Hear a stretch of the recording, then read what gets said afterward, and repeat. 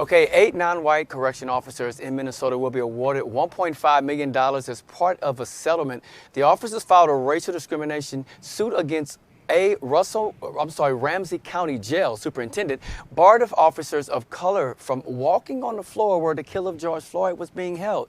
The suit alleges Derek Chauvin received special treatment from a white lieutenant.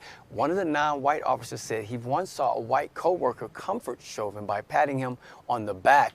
The lawsuit says the superintendent's actions segregated the officers of color and prevented them from doing their jobs because of their skin color. Look, you know, I grew up in a community that's very diverse. Okay, that's where I'm at.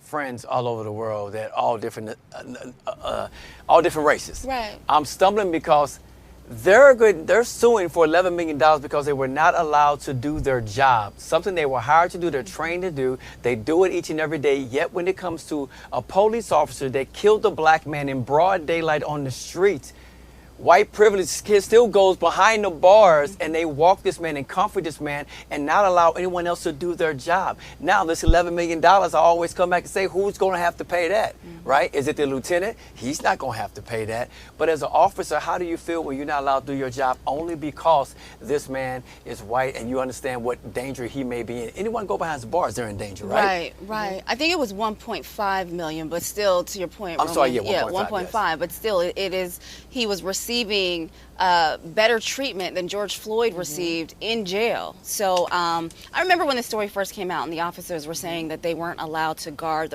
a prisoner. Yeah. They're just, as you pointed out, just trying to do their job, and they were told that they weren't even allowed on the floor. So I'm glad that they sued. I hadn't heard anything else about it, but I'm glad that they sued, and they should get every penny because they were being discriminated against instead of the man being behind bars and serving his time. It's so ironic how in that same situation we're seeing white privilege still win when he should have been in jail serving time for what he did.